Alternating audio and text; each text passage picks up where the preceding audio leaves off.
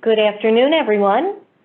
It's nice to be here with you today. Amanda Stranis-Walker and I, this is Kate McMahon, are going to present our ConMoSEL webinar today. It is, I think, the 11th of 12 webinars that we have on a monthly basis. And today, in light of the upcoming election, Amanda and I are going to talk about, we're going to do a little crystal balling, if you will, and provide some predictions about what we think the next year or so will look like, depending on what happens 13 days from now. So this one is kind of, I think, a lighter, maybe more fun webinar.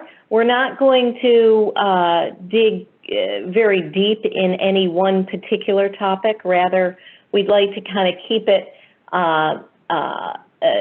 on the surface and give a sort of a broad overview generally of what sort of trends we think we will see next year and the years following, depending on whether there is a second term of President Trump or whether we have a first term of Vice President Biden.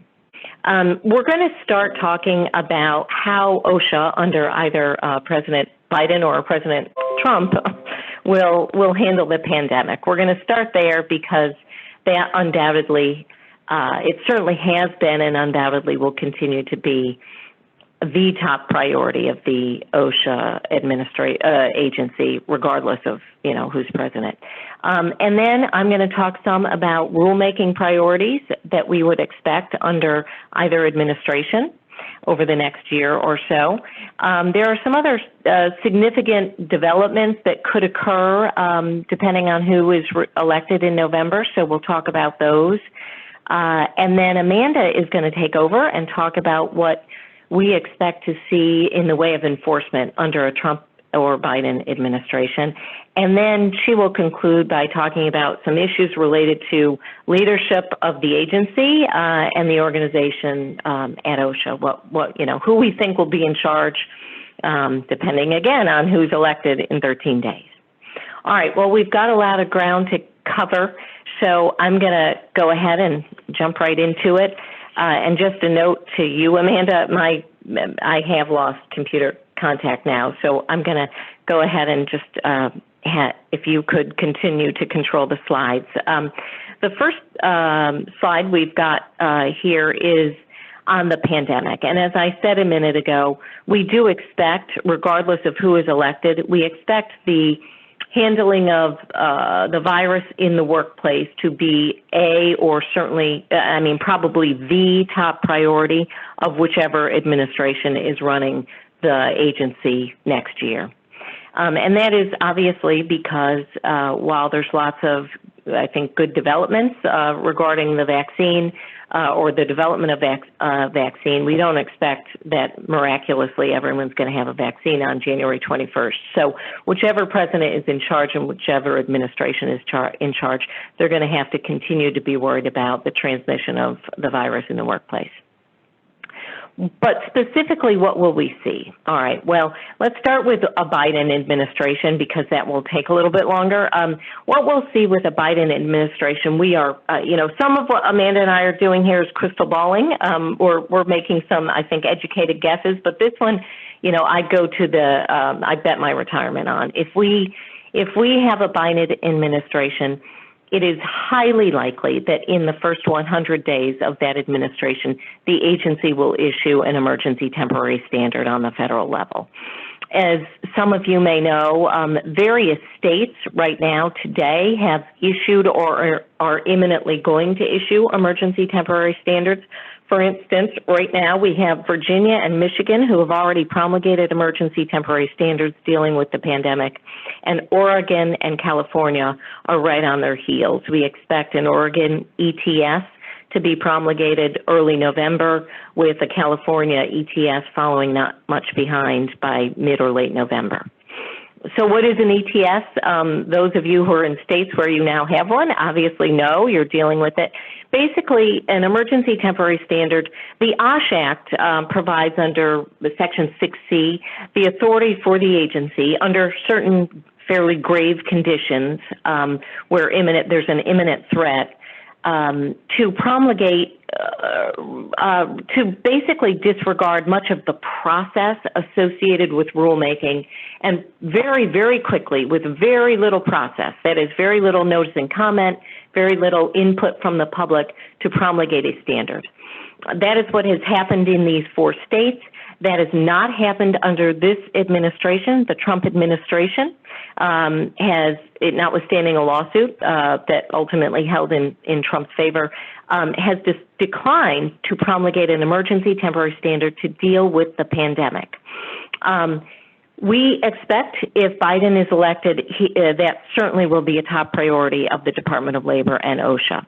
So we'll have an ETS. What will an ETS do? Very, very briefly, an ETS will essentially codify and make mandatory a lot of what you all are probably already doing, that is being driven by guidance that currently exists, guidance issued by OSHA, the CDC, various state health organizations, all the stuff that I'm sure, I hope many of you, most of you, all of you are doing.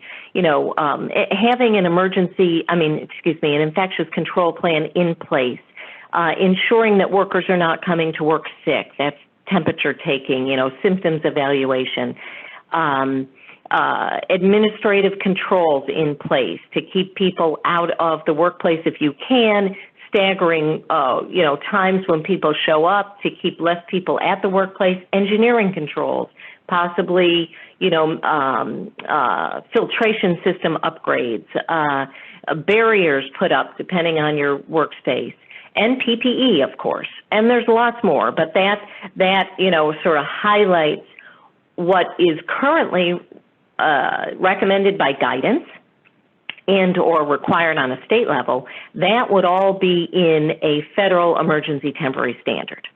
That would become effective immediately upon promulgation. What would then happen immediately is the Biden administration would begin a permanent infectious disease standard rulemaking that also would be somewhat abbreviated because they would start with the ETS as a proposed rule and then go forward. And that is mandated by the statute, by the way. So if you do an ETS, it has to be followed by a permanent rulemaking. We will see that with the Biden administration. Amanda is going to talk, so I'll just mention very briefly the enforcement front, what we'll see under Biden. But as you might expect, we'll see quite heavy enforcement, we expect, under Biden, focused, of course, on the pandemic, but even broader than that. Expand COVID-19 record keeping.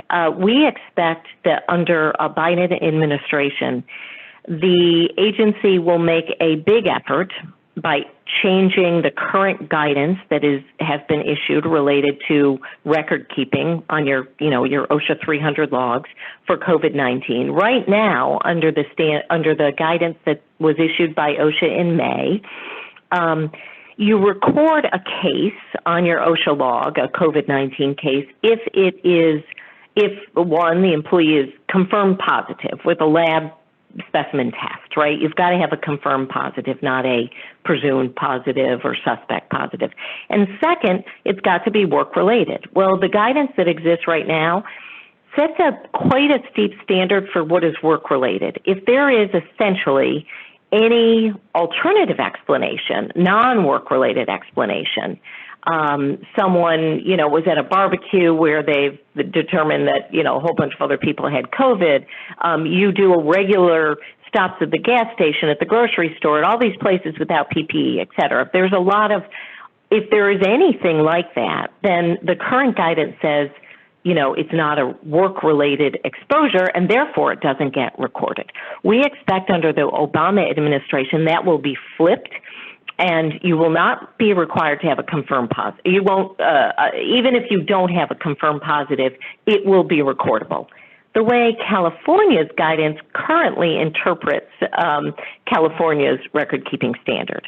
Secondly, as in the current case in California right now under Cal OSHA, the work-relatedness standard will essentially be flipped 180 degrees. The presumption will be if an employee of yours gets COVID, it is work-related and it is recordable unless and until you have a very specific identified non-work-related exposure that you can track and trace to that worker's exposure.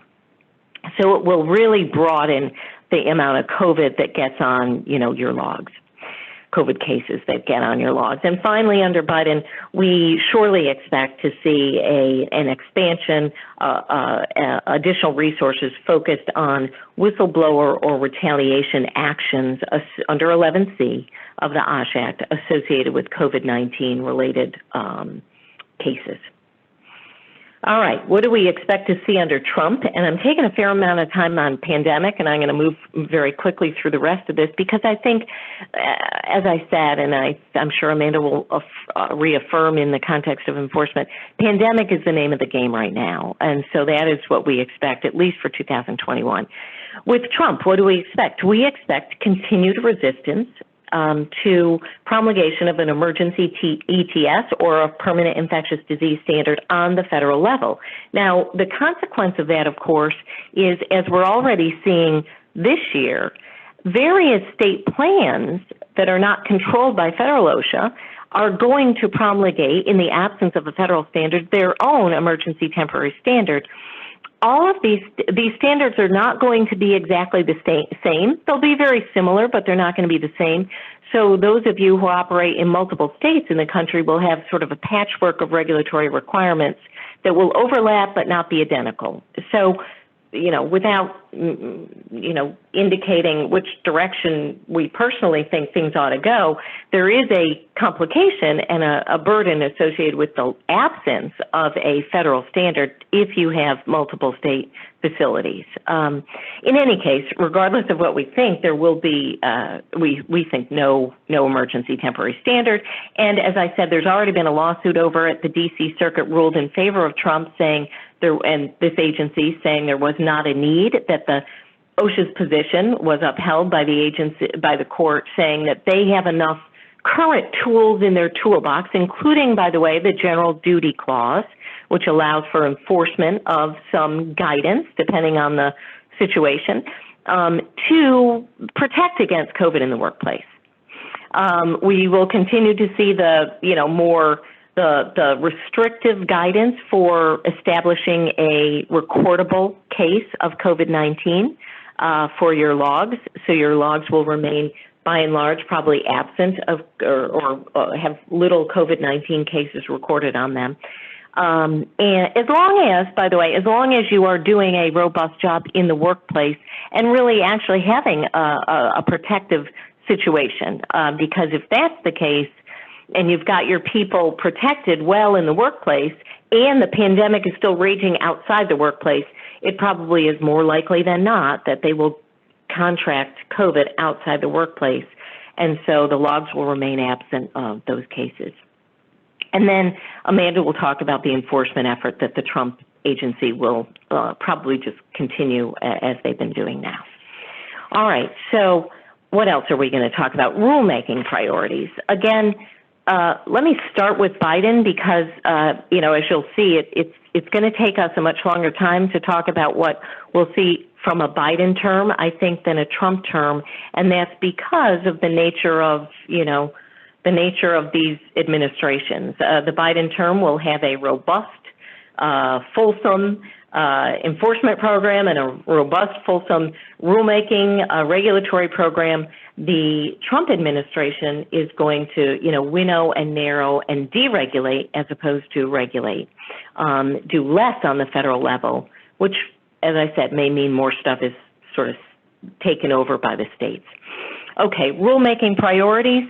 Other than the pandemic, PSM reform, we've done whole webinars on this, and if any of you are interested, specifically are regulated under the RMP program of the EPA or the PSM, Process Safety Management Program of OSHA, we can talk to you directly about that. But as you will know, the PSM revisions that were moving through the rulemaking process under the under the Obama administration came to a halt under the Trump administration. I think the process got up to the SBREFA rulemaking stage, and it sort of died on the vine there under Trump. So Biden will pick that up again, and the PSM rulemaking revisions are designed to align it with the RMP changes that were made under the Obama administration. That too will, those were rolled back, and those will be back back on the rulemaking agenda for sure. Revisiting e-record keeping. Under the Obama administration, Dr. Michaels, the e-record keeping rule was promulgated, and initially the plan was to have this secure portal that had problems at the outset, if you all remember, but the secure portal to take each annually, you would submit your OSHA 300s, your OSHA 301s, your OSHA 300As. Well, that got culled back by the Trump administration. Now you still have to submit your 300A annual summary, but you don't submit your OSHA logs, your 300 logs, and you don't currently submit the 301 reports.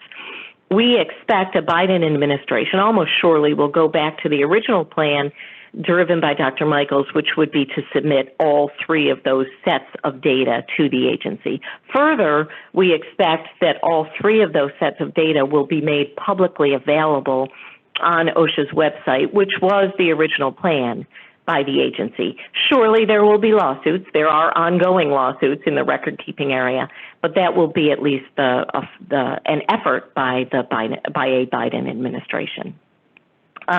Another priority of the Obama administration under Dr. Michaels that was dealt as a blow, death blow under the Trump administration and the Republican Congress over the last few years was the Volks Rule. Long story, too little time to sort of go into the detail. Bottom line is that Dr. Michaels' administration promulgated a rule, what was referred to as the Volks Rule, that de facto extended the statute of limitations for record-keeping violations, your OSHA 300 log violations, for 5 years. So when OSHA comes in to do an inspection, the first thing they ask for are your logs. They ask for logs that go years back, but they can only cite for violations that are 6 months back, right? Because the 6-month statute of limitations of the OSHA Act.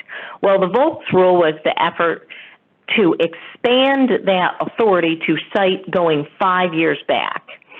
The Congress, under the new administration, the Republican administration in 2017, nixed that, used the Congressional Review Act only second or third time in history, twice under, right at that same time period in 2017, and got rid of the Volks Rule. The Volks Rule, in all likelihood, will be back. What that means, the import of that for you all, is that you need to continue to do a very good job with your OSHA logs. They need to be accurate. They need to be carefully done and carefully reviewed, because there's a possibility under Biden, although surely there'll be a lawsuit, that the OSHA Act 6-month statute of limitations will be record keeping will be carved out of that 6-month statute of limitations.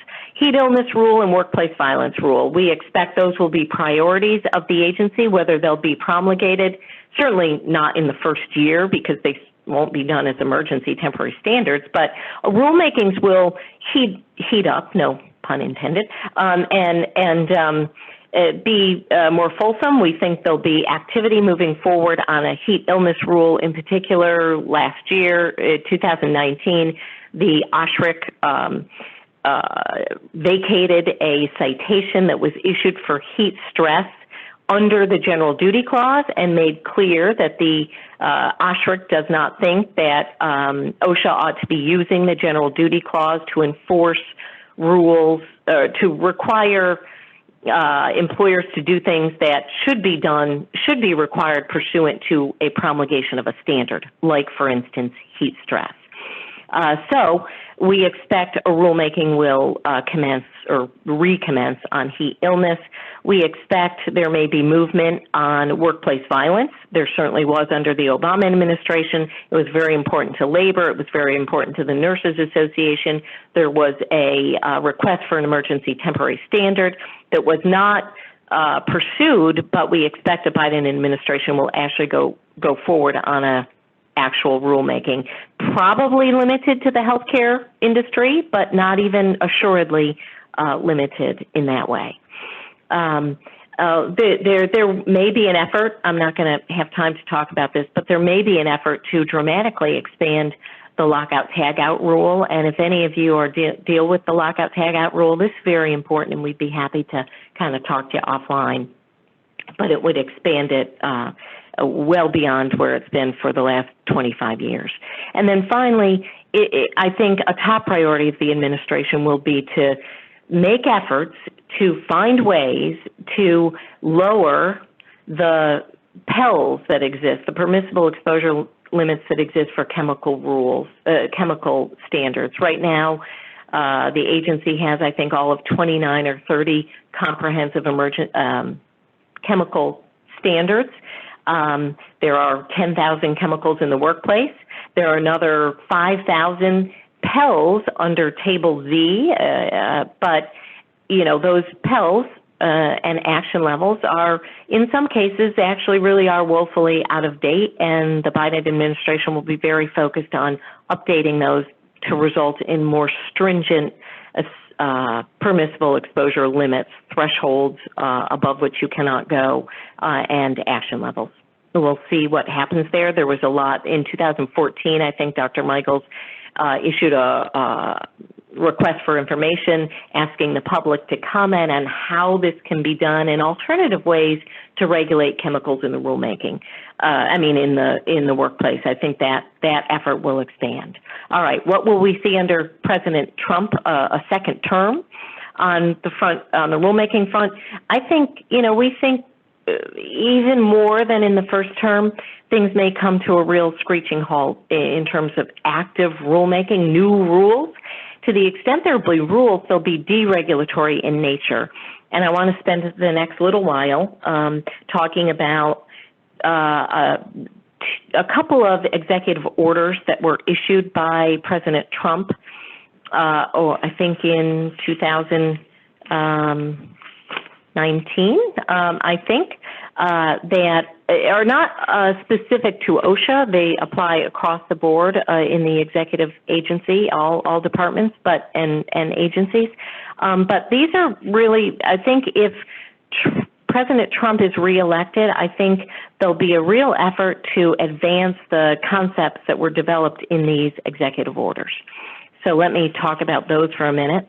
And let me just check my time. I want to talk about executive orders, and then I want to, before I turn it over to Amanda, just conclude with some other sort of issues that we think are sort of brewing out there that, especially if Vice President Biden is elected, we will see a lot of.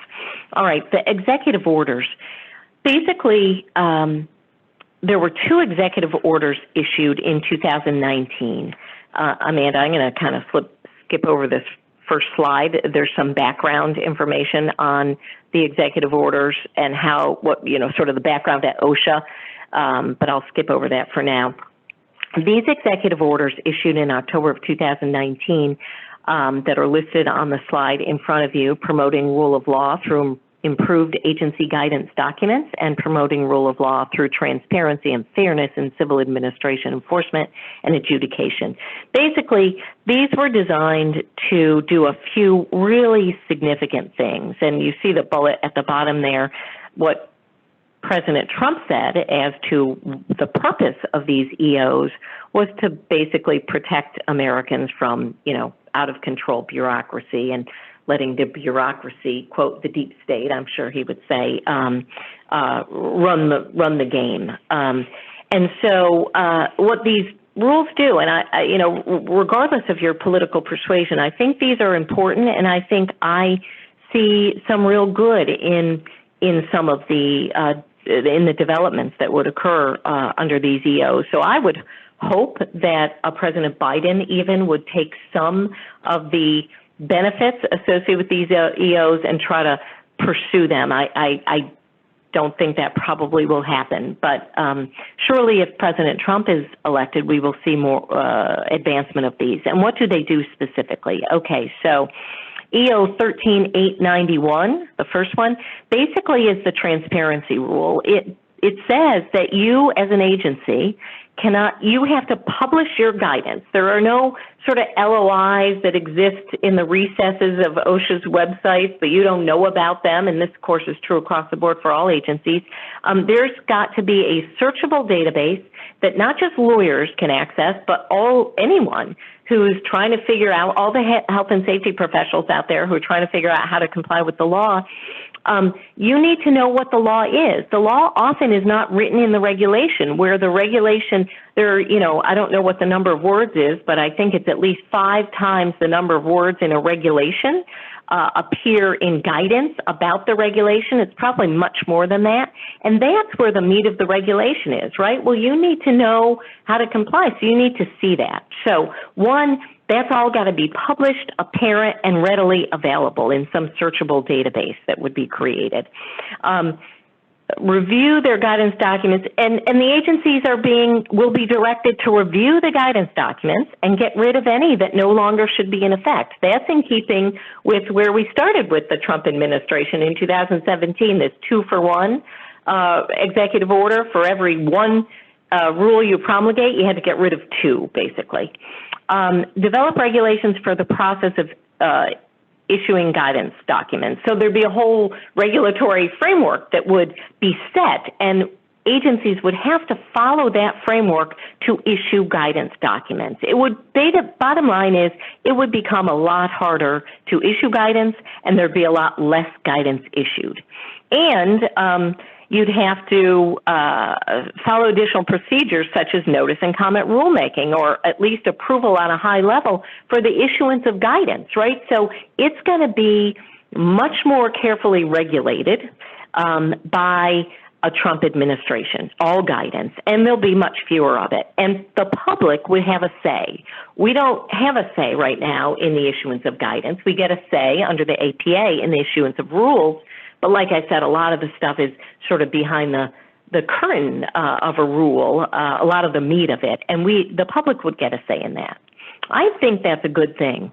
All right, the second EO, from my perspective as a practitioner, there's something very dramatic about this one, and I'm just going to jump right to it, and that's number 5 here. I want to save close to half the time here for Amanda, so I want to really move through this. But I've got to focus you on the fact that if this Executive Order 13892 moves forward under a second Trump administration, there will be likely a requirement that will provide employers, so this is in the OSHA context, employers the ability to essentially contest a citation before the citation is issued. You'll have an opportunity to meet with the agency and dialogue with the agency about the appropriateness of a citation in advance, as opposed to doing it sort of after in the context of an informal conference. That's a sea change from our perspective, and really important to notice.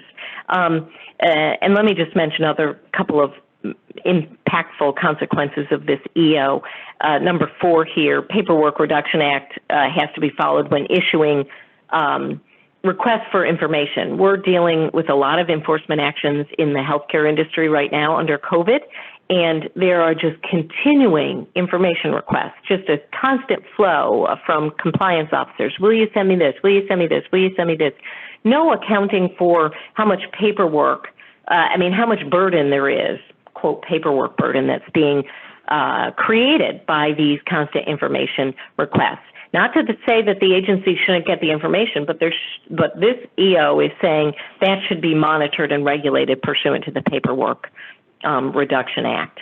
Going back up to number one, enforcing standards. So you get a citation, it can't be enforced based on some guidance that has been issued by OSHA. It's got to be enforced by the regulation itself or guidance that is issued pursuant to this other EO that will be advanced. All right. Next topic that I wanted to touch on before I turn it over to Amanda, final topic, I think, are just some other issues. Let me just at least touch on those to make you aware. VPP, Trump administration, they don't seem to like the VPP program too much. Biden, pardon me, I'm mixing up things. Trump administration does like the VPP program, and I think would not only keep it in place, but it would expand it. The Trump administration will be all about voluntary, not only compliance, but implementation of best practices, the kind of thing that VPP does. The Biden administration, there's a high likelihood that whoever is running the agency, Amanda's going to talk about that later, isn't going to really like the VPP program, and at least going to maybe not get rid of it, possibly get rid of it, but at least put the clamps down and make it, one, harder to become a VPP company, two, easier to kick you out of VPP without any real process, and three, maybe a little bit less favorable if you're in. You get a little less benefit from it. So VPP will be very different depending on which administration is in charge. The Trump administration on the budget, this is one area where, we didn't see what I think a lot of people expected to see, which is basically not funding the agency during the first Trump term. The agency was funded, and in fact, the budget was expanded for OSHA. So we expect to see a continuation of that. Not nearly like what we will see with the effort that I think a Biden administration will make in terms of increasing a budget. And certainly I think where the dollars of the budget are spent will be probably dramatically different if there's a second Trump term. They didn't differ so much in the first term. We thought there'd be much more compliance assistance and much less enforcement than there was.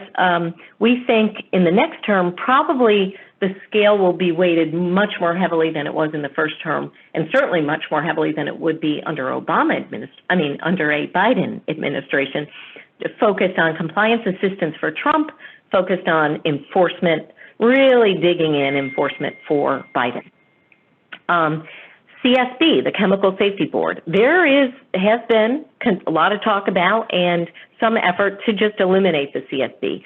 Trump's second term, query whether the CSB will actually be eliminated.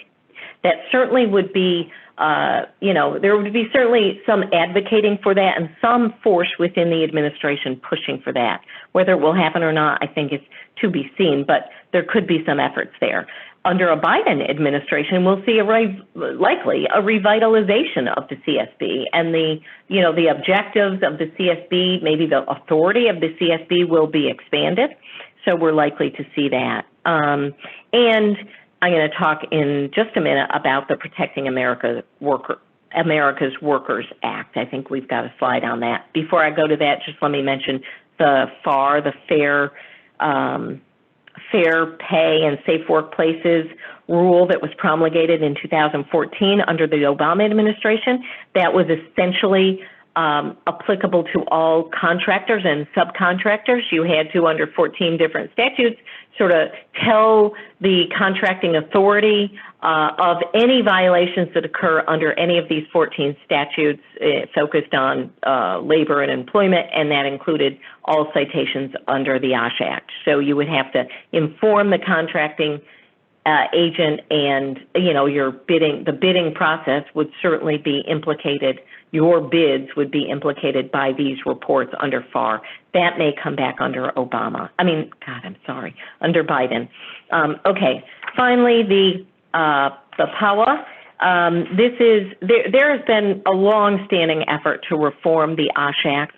This reform legislation has been floating around Congress for a long, long time. As we point out on the slide, I think first introduced by Senator Kennedy. It's obviously never gotten much traction. We still have the same OSHA Act that was promulgated in the early 1970s. Under a Biden administration, if there is a flip of the Senate and it's a fully Democratic controlled Congress, we think there'd be significant effort to move the PAWA. The main things to be kind of aware of that the PAWA would do: one, the real tight restriction on statutory penalties would change. Right now, there are severe limitations on the civil and criminal penalties that can be issued under the OSHA Act. The Obama administration used some creative tools to kind of do some workarounds of those egregious case policy, which was done even under Bush. So there's some ways to get around those civil penalties, but the statutory limits are low. Those will be increased. Second, I think there'll be the legislation that currently exists will make it easier to prosecute individual corporate leaders, CEOs down to health and safety managers. Right now, there's we can't get into the criminal stuff, so I won't talk about it, but the statute itself will be expanded to allow and, in fact, make it much easier to prosecute individuals.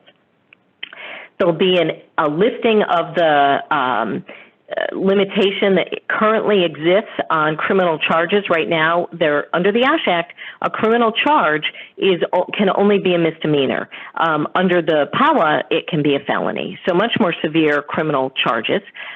Additional whistleblower protections are built into the PAWA. Very important for those practitioners out there and for those health and safety professionals where you have a citation that is issued that you believe is wrong-headed, that is not applicable. You'll contest it and ultimately likely settle it. During that contest period, which sometimes lasts a fair number of months or even years, depending on the complicated nature of the citation, you will the abatement period is stayed. The PAWA does not do that. So you would have to immediately abate, and that would be what OSHA says is abatement unless you can work something out, right? And then, if ultimately 6 to 8 months, 2 years later, you prevail and the citation is withdrawn or, you litigate and it's vacated, you can sort of lift that abatement, but, that sort of, I guess that makes my point, right? The abatement's in place and has been. And then an expansion of employees and victims and unions' rights. If you have a fatality, the PAWA gives the families of the victim and union representatives more role to play in the inspection process and in the ensuing challenge of any citations that are issued under that. Finally, just one slide on the budget. I think I already mentioned this, or at least mentioned the budget, but just a note, on December 20th, OSHA received its second significant budget increase during the Trump administration. So the numbers are here, but you see, again, contrary to what I think many thought we would see in in January 2017, which would be no effort by the administration to increase the budget, but there has been an increase and the money's been used. So here are the dollars. We'll see, what happens if there's a Trump 2. And with that, let me turn it over to Amanda. Thank you so much, Amanda, for controlling those slides. And we'll talk about enforcement priorities now. Excellent. Thank you so much, Kate. Moving on to OSHA enforcement priorities. You'll probably notice I'm going to do the Trump column first and go through some additional slides, and then we'll come back to the Biden term. But looking at the 4 points underneath the Trump term, they might look pretty familiar to you. They might be something that we might have had on a slide deck when the Trump administration was first coming in 2017. And they didn't really go into effect to the degree that we thought they would. So let's talk about each one a little bit more. Some of the headlines that we saw during this administration that we were surprised to see, instead of seeing enforcement, scaling back of heavy enforcement, especially in the first year, was not something that we saw. We saw an increase in inspections. We saw an increase in the number of cases with high penalty dollar amounts. I think 2017, there's another slide in here, was one of the cases, or one of the years with the highest number cases with high dollar penalties. We also saw the number of criminal referrals to DOJ continue on a pretty steady basis under the Yates memo that we thought might be pulled back. We've also seen national and local emphasis programs continue at a regular rate. So we made these predictions in the first part of the Trump administration, and these are the headlines that we actually saw. Now, some of the reasons for why we didn't see those 4 points materialize, one of the major reasons that I think it could be attributed to was the fact that we did not have a Senate-confirmed Assistant Secretary at OSHA. I think this is the only time that there's been a presidential term without an Assistant Secretary at OSHA, political leadership confirmed by Senate running the agency. There has been a political appointee running the agency or leading the agency, Lauren Sweat. She was not Senate confirmed. It's not a Senate confirmed spot, so she has been as the Deputy Assistant Secretary, but is the highest ranking political official at the agency. And without that Senate confirmation, I think there's a little less confidence or willingness to change the direction of the agency. She's more or less kept the ship on a steady continuation of what the previous administration had. There's certainly been some different changes around the edges. You know, we certainly saw the Volks Rule that the last administration had gone through and was attempting to increase its ability to cite employers for record keeping. That was something that was withdrawn or negated by Congress. But other things like union authority and inspections, some memos were pulled back under the Trump administration. But for the most part, enforcement has stayed pretty steady. And these are some of the headlines that show that. Going on to some more, missed a slide there. Going through enforcement during the first term, like we said before, we thought that we would see more pulling back of the national emphasis programs, the programmed inspections that OSHA goes out and conducts. They've actually stayed relatively consistent with the number. There's, 150 local and regional emphasis programs. New ones have certainly been developed. They relaunched a new site-specific targeting program based on data that's now being collected off the submissions that are submitted electronically. And then the right-hand column just identifies some of the national emphasis programs that have continued to be in place. Penalty authority keeps on rising. The penalty authority changed in 2016. It was a part of a deal that was cut with John Boehner before he left the House with President Obama. And under that provision, there's a regulatory or a statutory requirement that the OSHA penalty increases so much every year. OSHA, under the Trump administration, has not attempted to repeal that, which they could have easily sought to do during the first 2 years when we had a Republican Senate and a Republican House and a Republican president, but there was no activity in that realm. And so we've continued to see those gradual bumps every year, generally in January of the year. And then the column over here in the orange shows where our current penalties are from the increase from the historical 7,000 to 70,000 that we saw back in 2015. OSHA inspections have also increased. There was a lull in 2016 with budget cuts and so forth, but as the Trump years have progressed, we're still seeing that bump up continue, and 2019 data shows that there was more inspections in the previous years, so they're still out doing quite a few inspections. The average penalty per serious violation also continues to increase as the years pass. Some of this could be attributed to the gradual increase every January for penalties, but also just a general increase in reduction in the number of reductions that a penalty gets. for good faith or a number of employees and how that's been structured. And like I said, in 2017, the first full year of the Trump administration, there was a very high number of high penalty cases. We've seen kind of a bit of a down-ticking trend in 2018 and 2019. I think that we'll probably see, I don't know that it'll continue to go down, but I think that it'll probably remain in the 168 to 179 realm if we have another Trump administration. Enforcement press releases, there has been I would say one of the areas where we've seen a significant change between administrations, between the Obama administration and the Trump administration, is how they view press releases. The prior administration and the prior Assistant Secretary of OSHA very much looked at them as a tool, a deterrent tool, to get employers to follow the regulations, or as he interpreted the regulations to be, by issuing press releases with pretty nasty quotes saying how employers' behavior was egregious, didn't have concern for employee safety, and then publishing these on the OSHA website immediately when the citations were published without giving the employer an opportunity to defend the citations or to litigate them. As you probably, if you've participated in any of our other webinars, our chair in our practice groups, this was a huge pet peeve of his. We've certainly seen a pullback on press releases.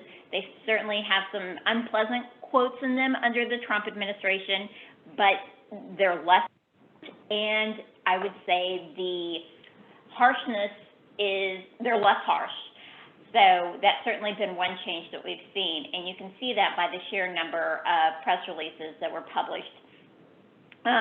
These press releases weren't anything necessarily new during the Obama administration. There was just a big focus on them and a increase in the number of them that were issued and what triggered an issuance of a press release. Their threshold, I think, at one point was about a $40,000 citation penalty package, which was fairly low. There's not been real clarity on what triggers a press release under the Trump administration. They're a little bit more, they're not as frequent, but it's a little less defined on what will ultimately trigger a press release, what kind of case, what kind of penalty amount. I'm going to slide back. So those are kind of the things that we thought we would see and how things played out with the Trump administration over the past 4 years. I do think that 4 issues that we did identify, or the 4 bullet points back here, are more likely to see in a second term of Trump, second Trump administration. Generally, having experienced or participated in a second administration, I think there's a little bit more freedom. They're a little bit more bold with the actions they take, don't have necessarily the political constraints on them seeking a second term, so they can be a little bit more bold. So I do think in the second term, we're more likely to see the 4 things that we thought we would see in the first term, and hopefully we'll get a confirmed assistant secretary. Right now, there's not actually anyone nominated for a Trump second term, so it'll be interesting to see what happens with regards to that. Could probably be a lag, but immediately in the second term, I think that you would probably continue to see a lot of what you're seeing today, and then if we were to get a second or a assistant secretary confirmed, probably really start to see a focus in these 4 areas. What would we expect to see in a Biden's first term? I think it'd very much be kind of a continuation of where the Obama administration left off and ramping it up. We would see that increase on safety criminal investigations and prosecutions, probably from the level that they are now. I would say that they've maintain some consistency from the Obama to Trump administration. I think that we could expect to see that continue in an upward trend fashion. Prioritizing more complex inspections such as PSM inspections. One of the things that the Obama administration and Dr. Michaels did was they were looking at how inspections are counted. There's a big difference between an inspection that's conducted on a construction site, driving by, versus a PSM inspection. PSM issues are just much more complicated, so they developed a weighting system to give the PSM inspections more credit than your simpler construction inspections. That's kind of been put on the shelf and not utilized by this administration. They just go by the sheer number of inspections, but we think that that would probably be something that we would see re-energized or revitalized during a Biden term. More robust chemical and refinery PSM, NEP. Kate mentioned that there would likely be some rulemaking on that front if there is a Democratic administration. Probably also more enforcement in that realm and more resources dedicated to enforcement there. Significant increase in regulation by shaming. We would go back to those press releases that we saw in the previous administration. We'll talk about it in a minute in another slide about the most likely individuals to lead OSHA under a Biden term, and both of those individuals did serve in the previous Obama administration. That was part of that press release regulation by shaming. So likely to see that increase in press releases there. Also likely to see some restrictions on settlement flexibilities on what area offices and regional offices can do to resolve cases, needing to get approval by the national office. We saw some of that during the Obama administration. Think that we'll continue to see some more of that restriction and less flexibility to engage in settlement negotiations or settlement terms in the area and regional offices. And the continued focus on whistleblower claims, 11C actions. There was certainly a focus on that during the Obama administration. Instead of being under enforcement, they made it into their own individual office, reporting directly to the Assistant Secretary, which has remained consistent under this administration. I think that we'll likely to see more resources dedicated there, more whistleblower investigators, and that would be other issues that we would see differ in the Biden administration. Going back to where we left off after going through these slides and talking about how things actually turned out in the Trump administration, getting back to the future of this Chemical Safety Board. Kate mentioned it before. The Trump administration has not made the Chemical Safety Board a high priority. That's an understatement. They are now currently down to one board member, so they don't even have a quorum. And if that individual decided to leave, I'm not sure that there would be another nomination under a Trump administration. There's been pretty significant proposed budget cuts there. Actually, the presidential budget has proposed eliminating it, but through the congressional negotiation process, CSB does get some money and continues to operate over the last couple of years, but certainly a very big target on CSB by the Trump administration. Could dissolve or be left rudderless.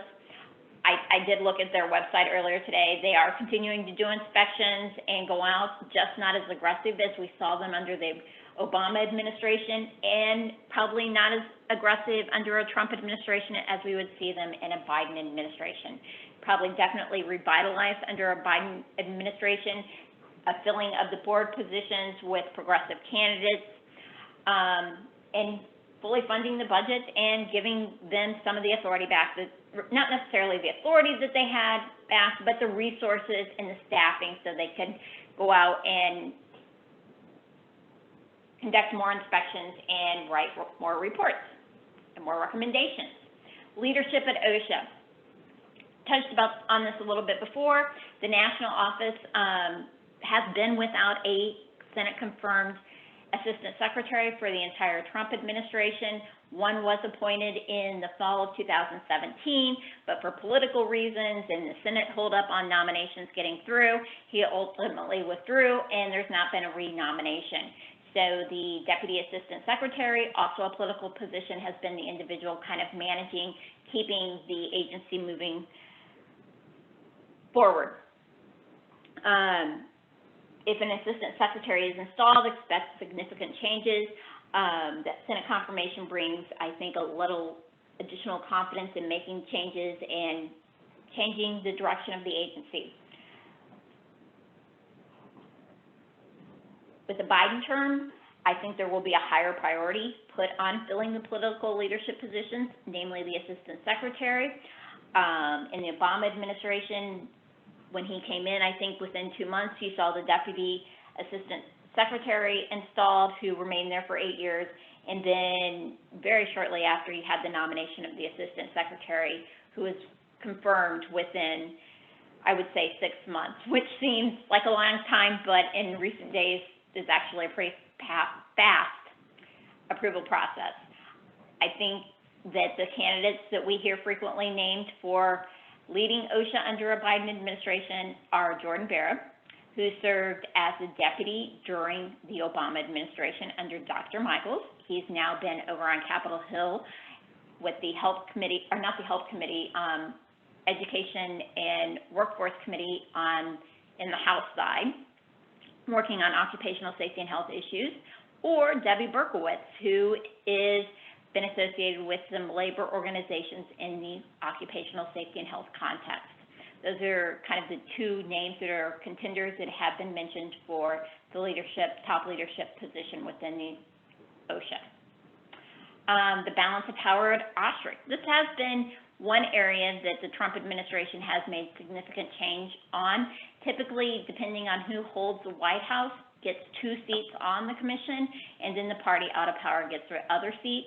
Those are historical rules on how the seats have been allocated, but there's nothing requiring that. Most of the seats were just re-nominated and just got their confirmations through Senate.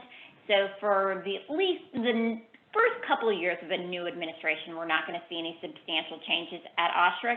But in 2003, 2 terms, both held by the Republicans, James Sullivan and Amanda Lyhow, will be up, and the opportunity for new nominations or renominations will exist. Until then, we expect a pretty employer-focused commission. That's certainly what we've seen out of decisions coming out recently. And then, depending on how the presidential term goes, we'll see where the nominations or where the seats, if it's going to be 2 Republicans again, or if we will have 1 Republican and 1 Democrat, giving the kind of the quorum or the majority to more of a Democratic slant. That is our predictions with regards to the 2 different potential administrations that we're looking at as we head into Election Day. There was a slide put in with regards to COVID-19 task force resources. If you're working on those sorts of issues, we have quite a few blog posts, other information on our website. We have worked quite a bit on COVID-19 and continue to work quite a bit on COVID-19 issues, especially in light of the continuing change in CDC guidance, including the most recent change with regards to what constitutes a exposure, whether that 15 minutes it's now cumulative, but prior to that, the CDC was looking for 1 time period of 15 minutes. And that is just, here's our blogs, the OSHA Defense Report and the Employer Defense Report are 2 different blogs that our firm works really hard to publish recent information on and updates with regards to these areas of the law. And here is a list of our other upcoming webinars. It looks like the next one is going to be in November with regards to OSHA's PSN standard and EPA's RMP rule, which will be a pretty interesting discussion depending on how Election Day goes. Thank you so much for joining us today. And as Kate mentioned early on, we are happy to entertain questions. And as always, feel free to reach out to us afterwards, and we certainly will look through the transcript of questions that have been submitted to this point. Thank you for your time today, and I hope you'll join us again soon for another webinar. Thank you.